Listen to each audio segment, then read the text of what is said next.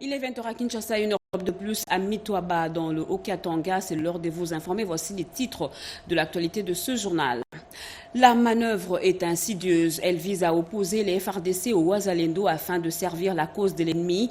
Le général Kazita a le total soutien des forces armées de la RDC. Le porte-parole de l'armée congolaise a tenu à le rappeler au cours d'un point de presse. Vous le saurez dans ce journal. Des pots pharmaceutiques qui mélangent poison et anti prennent aucun soin des règles. Le procureur de la République a mené une perquisition et le comptable motive se sceller pour certains dépôts. L'amélioration du climat des affaires est un faisceau d'indices à suivre dans le secteur où les réformes sont attendues. Le ministère du Plan met en place un tableau numérique pour plus de transparence. Voilà pour les titres. Mesdames et messieurs, bonsoir et merci de nous rejoindre au rendez-vous vespéral sur la chaîne nationale. Il s'agit de rappeler que la nomination du général Olivier Gazita a fait l'objet des manifestations jeudi 6 septembre dernier, causant des blessures à 3 civils. Les barricades ont été érigées sur l'axe stratégique de Kikolomoni, paralysant les échanges commerciaux avec le Burundi, d'où la tenue de ce point de presse porte-parole des forces armées de la Congo appellent les uns et à ne pas céder à la manipulation orchestrée par l'ennemi et au poison rwandais. Tordre le cou aux rumeurs distillées dans les réseaux sociaux et donner la vraie information, les majors porte-parole de forces armées de la République démocratique du Congo étaient dans la presse. Dans l'ordre chronologique de la militaire Twirwaneho, parmi eux, les Rwandais dans les activités militaires dans la partie est de la RDC ont été présentés dans l'opinion tant nationale qu'internationale. Nous allons confirmer ce que Nanga a dit, des preuves tangibles, des preuves matérielles. Nous allons vous présenter 6 premiers individus, puisqu'il y en a d'autres qui arrivent, arrêtés dans les hauts plateaux des Fizi et d'Uvira et qui sont aujourd'hui ici à Kinshasa et on va vous les présenter dans cette salle. Au-delà de ces faits, le porte-parole les derniers développements du dossier du général Olivier Gazita, commandant adjoint de la 33e région militaire en charge des opérations et renseignements. Un militaire, officier de surcroît, n'appartient pas à des communautés. Il est au service de la nation tout entière. C'est le sens du serment que nous avons prêté en tant que militaires, en tant que soldats. Alors que des gens de mauvaise foi ne nous rabaisse pas dans des considérations communautaires. Et jusqu'aujourd'hui, je vous informe qu'il n'y a aucune autre ordonnance présidentielle qui a déchargé ses fonctions. Il est et reste commandant adjoint de la 33e région militaire et il a la charge des opérations et renseignements. Le général-major Sylvain Ekenge a été clair dans ses propos sur instruction du commandant suprême des FARDC. L'armée, qui est par essence la grande muette, vient d'instaurer un canal permanent de communication opératoire de l'agresseur rwandais qui, du reste, continue à mettre en mal les différents processus en attaquant régulièrement de l'armée loyaliste. Et je vous emmène sur les grandes avenues de Johannesburg où les membres de la diaspora congolaise en Afrique du Sud ont exprimé leur mécontentement contre la conférence sur la paix démocratique du Congo organisée par la Fondation Thabo Mbeki qui s'est tenue du 3 au 6 septembre. Les manifestants dénoncent la présence de représentants du rebelle M23 accusés des violences dans l'est du pays et en cause la neutralité de l'ancien président sud-africain Thabo Mbeki, organisateur de l'événement. Robert Ndaï.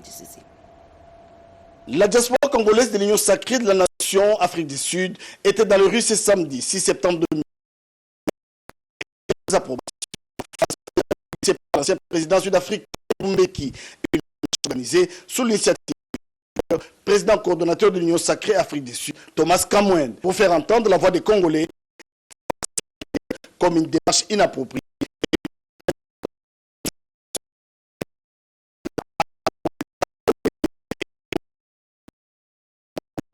Pour l'amour de la patrie, pour l'amour de la patrie, on va garder ça. C'est à 2 heures de Johannesburg en brousse, là où les rebelles, les ennemis du peuple, les voleurs sont venus terminer la réunion, mais la diaspora congolaise, nous sommes là pour soutenir notre parti, pour dire non à ces négociations diaboliques de Thabo Mbeki. Témoigne de l'engagement des Congolais de la diaspora en Afrique du Sud à s'impliquer activement de leur pays. Nous sommes venus lancer le message. Nous disons non au dialogue de Thabo Mbeki. Nous disons quoi? Non! Nous disons quoi? Non! Nous disons quoi? Non! Ils espèrent que leur voix sera entendue et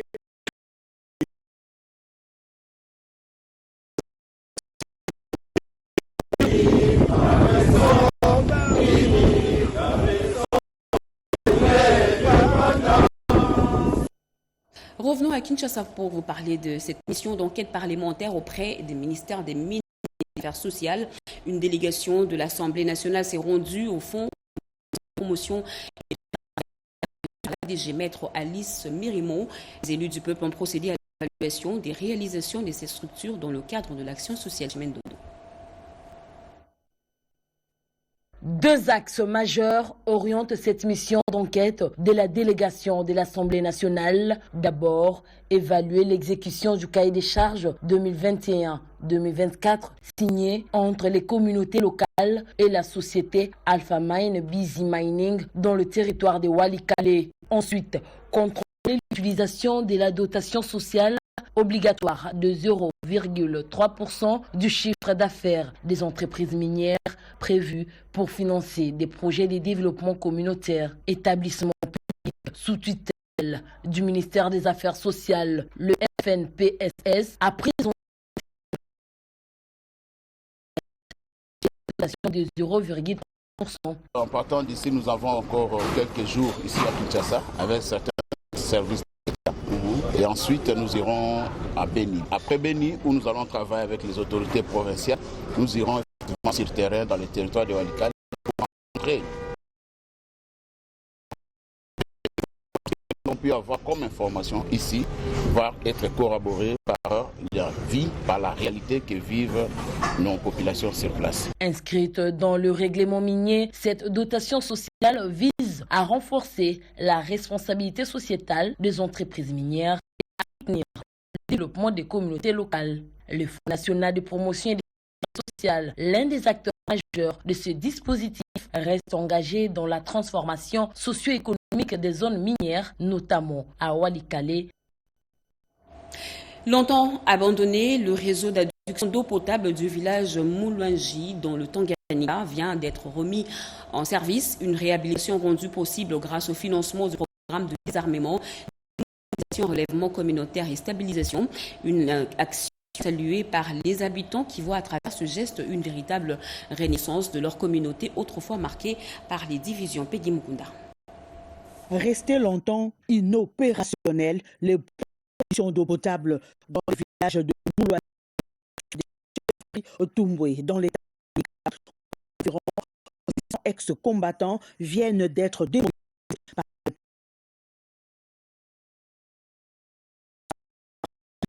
et remise en service. Les communautés qui autrefois vivaient dans la méfiance peuvent désormais se rassembler autour d'un bien commun, l'eau potable. Une action symbolique et concrète que les chefs de groupe Tumbwe qualifient d'action salvatrice. J'ai un sentiment de joie, puisque nous l'avions commencé depuis longtemps.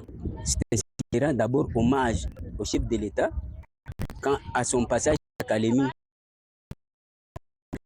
il nous a promis qu'il y aura le programme de désarmement et de restriction chose promise, chose faite. Le programme a également investi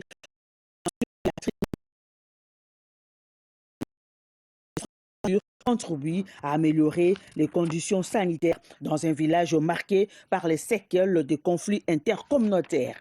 À Moulouani, la vie rennais, les initiatives du PDDRCS apportent un souffle nouveau à une population qui retrouve progressivement espoir et dignité. Cette action du PDDRCS est salutaire. Elle ne se contente non seulement du désarmement des groupes armés, mais aussi elle reconstruit les liens sociaux. En mission parlementaire à Bouindé, dans la province de la Tchouapa, le professeur Jacques Njoli, rapporteur de l'Assemblée nationale, a prêté une oreille attentive aux cris de détresse des populations confrontées aux problèmes socio-économiques au Skambalkaïj. Après 3 mois d'intenses activités parlementaires, l'élu du peuple est astreint à l'exercice des redevabilités. Occasion pour le rapporteur de l'Assemblée nationale, le professeur Jacques Njoli et Sengekeli, de se rendre à Bouindé, sa base politique et fief électoral. Mercredi 3 septembre 2025, c'est lui qu'on appelle affectueusement Bokulaka. L'immense foule l'attendait à son arrivée. Jacques Njoli, qui quitte l'aéroport en passant par les avenues Lumumba, Révolution Mobutu, jusqu'au siège de l'Assemblée provinciale de la Tchouapa, a déballé les contenus de son séjour dans cette partie de la République, tout en répondant aux différentes actualités liées au 2e congrès de l'Union sacrée de la Nation et du format Tabombeki. Juste après, les rapporteurs de l'Assemblée nationale ont accordé des audiences, notamment au conseil communaux de Bouindé et de la Tchouapa. Objectif, présenter et remercier celui qu'ils appellent le patriarche pour les œuvres sociales, notamment la réhabilitation de l'Institut Ngundoya. Par la même occasion, les élus communaux ont présenté à leur hôte l'état de délabrement très avancé des infrastructures routières de Lomela Bouindé, Wema Bouindé et toutes les entrées principales. L'autre délégation est reçue par l'élu de la Tchouapa, c'est celle des chefs coutumiers du secteur de Djera. Ces autorités traditionnelles sont venues saluer leur porte-parole au niveau de la chambre basse du Parlement congolais, tout en lui soumettant les différentes difficultés liées à l'insécurité qui fait rage dans ce coin. Et dans le Haut-Katanga, où il séjourne dans le cadre de ses vacances parlementaires, le président du Sénat, Jean-Michel Samaloukonde, a échangé avec le gouverneur intérimaire, Martin Kazembe. Des questions sécuritaires et de développement dans cette partie du pays étaient au cœur de cette entrevue. Janine Kalinga. Arrivé dans sa circonscription électorale du Haut-Katanga, dans les cadres de vacances parlementaires, l'honorable Jean-Michel Samaloukonde Kenge, président du Sénat, a rendu visite le vendredi 5 septembre 2025 au gouverneur intérimaire Martin Kazembe Choula. Des sujets d'intérêt ont été abordés durant l'échange à huis clos entre deux personnalités. Je suis venu voir monsieur le gouverneur de manière à ce que je puisse savoir un peu l'état de la province. Bien sûr, l'un des volets cher à son Excellence, Monsieur le Président de la République, chef de l'État, son Excellence Félix, ce qui est dit, c'est d'abord la sécurité. Et donc, on a été rassuré que de ce côté-là, il y a une accalmie. Le président du Sénat, qui tient tant au social de sa base, a également abordé le chef avant de parler de projets prioritaires. Nous avons aussi abordé le volet social. Nous sommes à une période d'abord de rentrée scolaire et nous assurer que de ce côté-là aussi, il y a une accalmie du point de vue de toutes les attentes de la population de ce côté-là. Nous avons bien sûr abordé d'autres sujets qui concernent les projets prioritaires de la province, notamment du point de vue des infrastructures, surtout sur le volet routier, pour permettre la libre circulation des personnes ici dans la province du Haut-Katanga. L'honorable Samaloukonde a salué les climats cordiaux dont cette rencontre s'est déroulée et a promis d'intégrer toutes les informations reçues dans son rapport des vacances parlementaires à présenter au Sénat. Une rencontre qui renforce le dialogue, cet élu des élus et la nation en vue d'une énergie efficace en faveur du développement des Et pendant ce temps, Kinshasa étouffe sous les embouteillages et l'état déplorable de ses routes. La première ministre Judith Suminwa a convoqué une réunion de crise ce jeudi avec les acteurs clés des infrastructures dans l'objectif d'accélérer les travaux pour améliorer la circulation et soulager les Kinois. Chimène Dondo et Djokoukou. Face aux embouteillages existants à la première ministre Judith les acteurs clés des infrastructures pour faire le point sur le tas d'avancement des chantiers routiers. Objectif, accélérer les travaux, fluidifier la circulation et améliorer le cadre de vie des Kinois. Au terme de la réunion, le ministre des Infrastructures, John Banza, a relayé les instructions de la chef du gouvernement. C'est une série de réunions d'évaluation initiées par Madame la ministre, chef du gouvernement, à la demande expresse du secrétaire pour que nous puissions évaluer en temps réel l'évolution des travaux de la voirie de Kinshasa et de la lutte d'accès anti-érosive. Voilà l'objet de notre réunion, parce que nous sommes à la veille des grandes pluies, nous sommes très conscients de la menace et nous sommes en train d'évaluer le niveau d'exécution physique de tous ces ouvrages.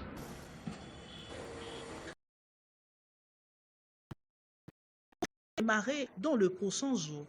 Après une vérification de services techniques, c'est vendredi. La chef du gouvernement insiste sur une approche de résultat avec une task force dédiée au suivi des chantiers.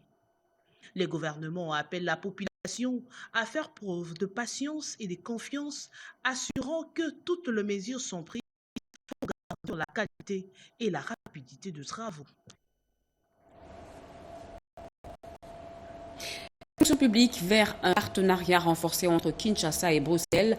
En séjour en Belgique, le vice-premier ministre Jean-Pierre Liao a eu des entrevues avec la directrice générale de la coopération au développement du Belgique, une rencontre axée sur une vision partagée de modernisation et de renforcement de la gouvernance. Dans le cadre de sa mission officielle en Belgique, le vice-premier ministre, ministre de la fonction publique, a été reçu par Mme Heidi Rambout, directrice générale de la coopération au développement du Royaume de Belgique.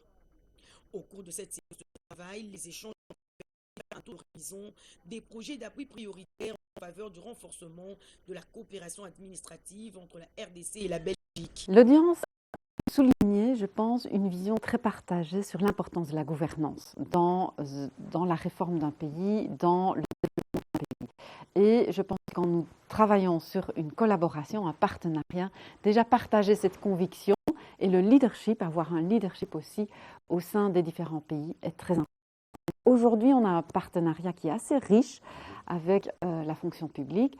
Nous avons des qui sont fort engagés là-dedans. Donc, au sein de la coopération belge, il y a un programme effectivement qui appuie cette fonction publique avec notre agence d'implémentation Enabel, très active, avec aussi un partenariat avec l'Institut saluer les avancées significatives enregistrées dans la mise en œuvre de la réforme de l'administration sous le leadership du président de la République Félix Antoine Tshisekedi Tshilombo. Les échos de la réforme sont arrivés à Bruxelles et j'étais assez impressionnée par les résultats que M. le vice-premier ministre a déjà pu obtenir en termes de réforme de la fonction publique.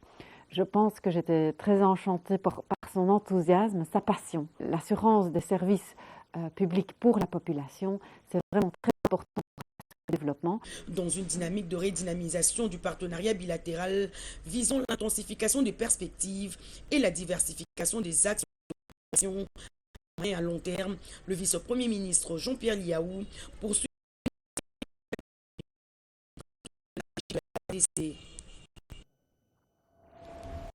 et ce départ à la retraite historique au sein de la Caisse nationale de sécurité social des agents publics de l'État qui célèbre la mise à la retraite de son tout premier agent interne lors d'une cérémonie empreinte d'émotion et de reconnaissance. Monsieur Florent Ngongo Mwamba, chef de service des archives, a officiellement reçu sa notification de fin de carrière. Génération future, Nadine Foutoka. Il s'appelle Florent Ngongo Mwamba. Il est le tout premier retraité de la Caisse nationale de sécurité sociale de l'État. Il quitte l'administration au grade de chef de service en charge des archives. En le notifiant, la CENSAP vient ainsi d'honorer son cadre, mais elle prouve aux yeux de la communauté nationale le modèle de la couverture sociale appliquée à son personnel. Le concerné s'est ému et a exprimé toute sa gratitude à l'ensemble du personnel. Sentiment de joie parce que j'ai travaillé à la CENSAP, j'ai fini l'incident. La charité bien ordonnée commence par soi-même. Le Florent Ngongo Mwamba est un exemple vivant de la mise en œuvre réussie du régime de sécurité.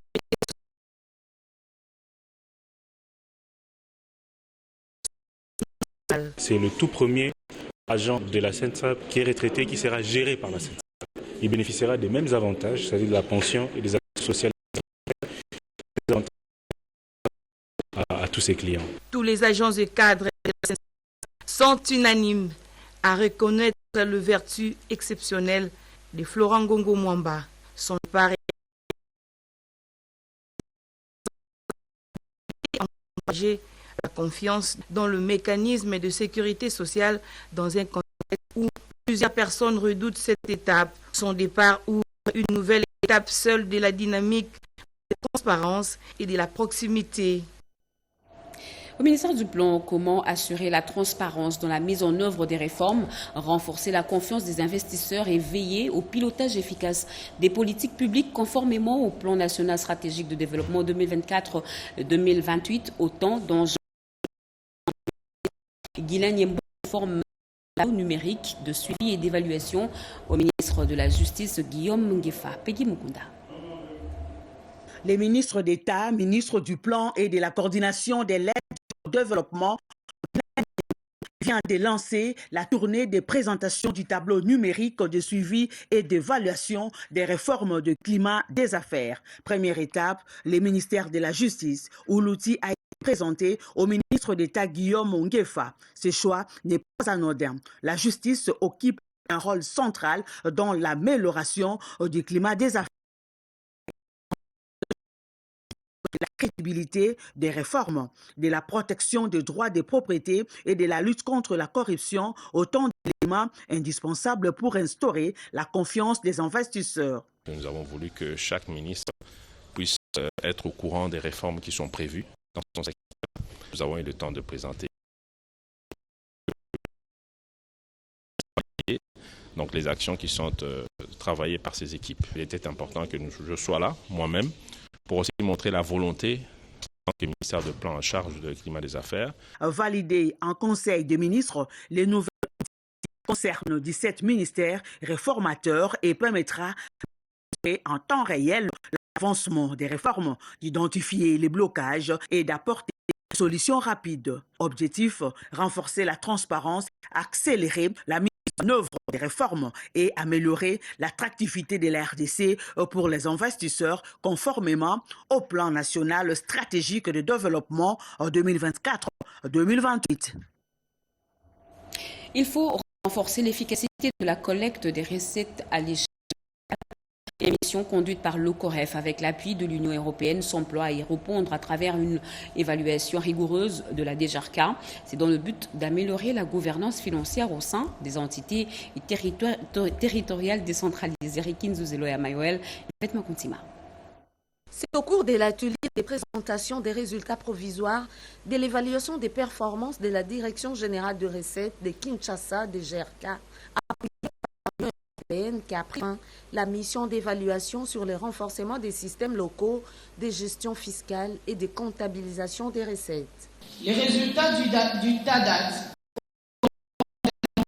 la stratégique du gouvernement provincial, mais également les appuis techniques et financiers de nos Tonga et de Kinshasa. C'est pour améliorer la mobilisation des recettes et renforcer la transparence dans la gestion des finances publiques. L'évaluation s'est appuyée sur l'outil DATAT. Il a permis de mettre en lumière les forces mais aussi les faiblesses des administrations fiscales locales afin de dégager des pistes concrètes d'amélioration. Les résultats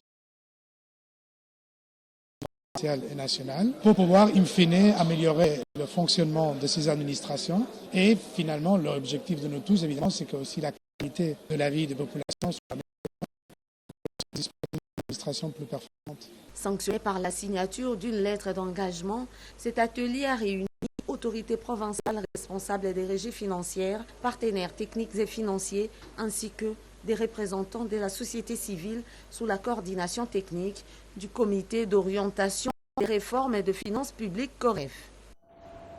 La reprise du trafic ferroviaire Kinshasa-Matadi, la ministre d'État, ministre du portefeuille Julie Chikou, remercie le président de la République pour la confiance renouvelée et le contrôle ainsi que le suivi au cadre de la modernisation des entreprises publiques. Regardez.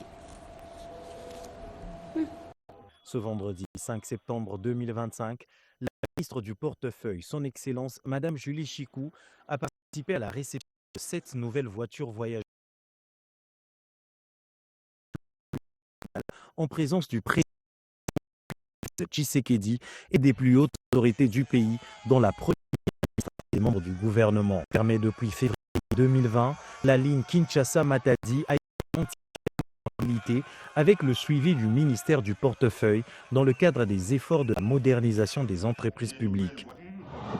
L'acquisition de ces voitures à voyageurs témoigne d'une gestion efficace des ressources à laquelle le ministère du portefeuille demeure attaché.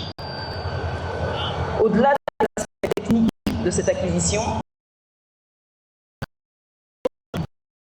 la confiance et de l'espérance. Ces nouvelles acquisitions améliorer la mobilité des personnes et des marchandises tout en renforçant les Chaque avancée dans la modernisation de l'ONATRA contribue à connecter davantage les régions du pays, à fluidifier le transport et à renforcer la confiance de la population dans la sécurité nationale. La ministre déléguée à l'environnement Arlette Bahatitito a reçu tour à tour plusieurs partenaires internationaux, notamment la Chine, la Banque mondiale et l'initiative CAFI, dans le fond le renforcement de coopération, le Congolais, former les experts locaux et préparer la participation de la République démocratique du Congo au grand rendez-vous climatique en fin d'année. Gaylor Kimpianga. Avec le représentant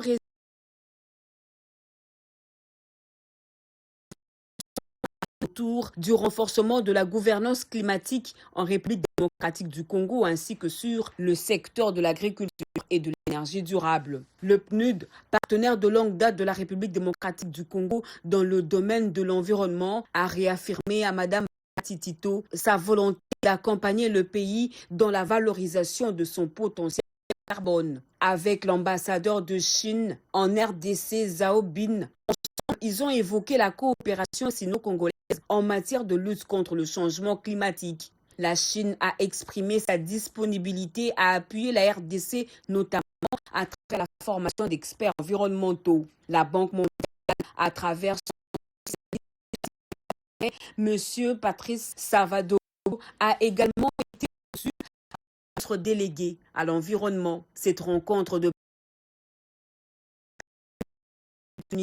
de valorisation du stock de carbone congolais perçu comme une source stratégique de revenus. La Banque mondiale a présenté plusieurs projets en perspective visant à aider la RDC à tirer profit du marché.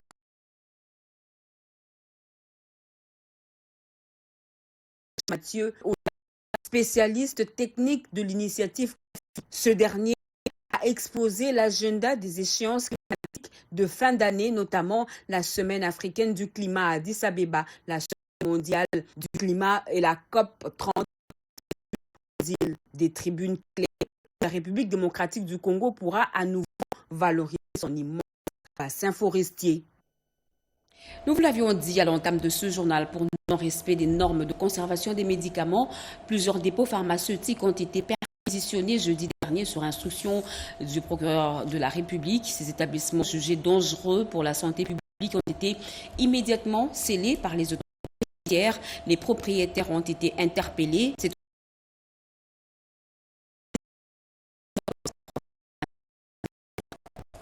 Nous sommes au quartier dans la poésie. On peut découvrir une parcelle et inaccessiblement. Ça sent l'odeur de la normalité. C'est bien un dépôt de produits pharmaceutiques et cosmétiques dont les opérations s'exercent à l'insu des services compétents. Le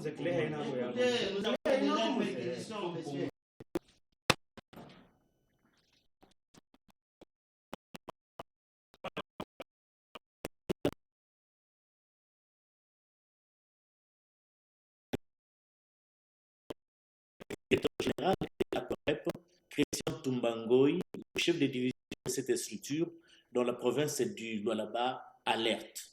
Les conditions dans lesquelles nous avons trouvé les médicaments qui sont mis sur le marché de la province sont de mauvaises conditions. La vente et la consommation de produits pharmaceutiques appellent la vigilance et la mobilisation de tout le monde. Il faut vous rassurer que les produits sont gardés dans les bonnes conditions, dans des pharmacies qui répondent aux normes.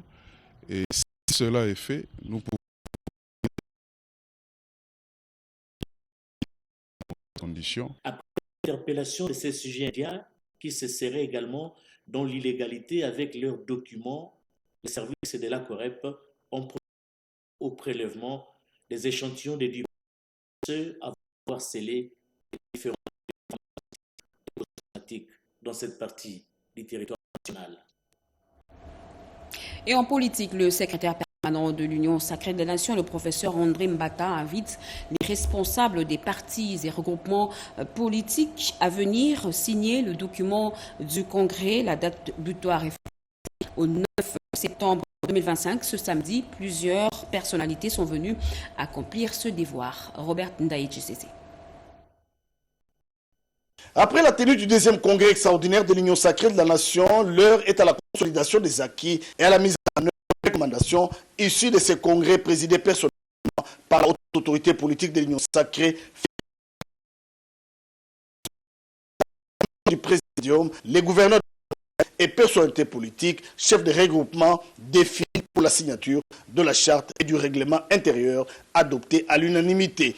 Un acte symbolique salué par le secrétaire permanent, le professeur André Mbata Betoukoumé Soumangu. La délégation de Bazouélé, conduite par le gouverneur David Moukeni, est venue réaffirmer sa loyauté au chef de l'État, Félix Antoine Tshisekedi Tshilombo. Il a par la même occasion félicité le secrétaire permanent pour l'organisation de ce congrès qui, selon lui, a été l'occasion de solidifier les engagements mutuels. Cette délégation a été accompagnée par Carole Aguito, membre du présidium de l'Union sacrée de la nation.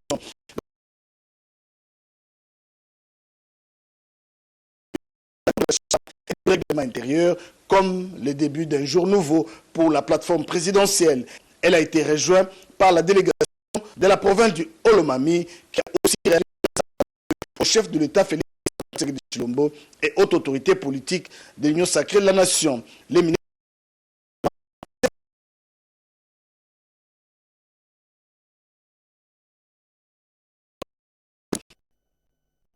et ce communiqué avant de boucler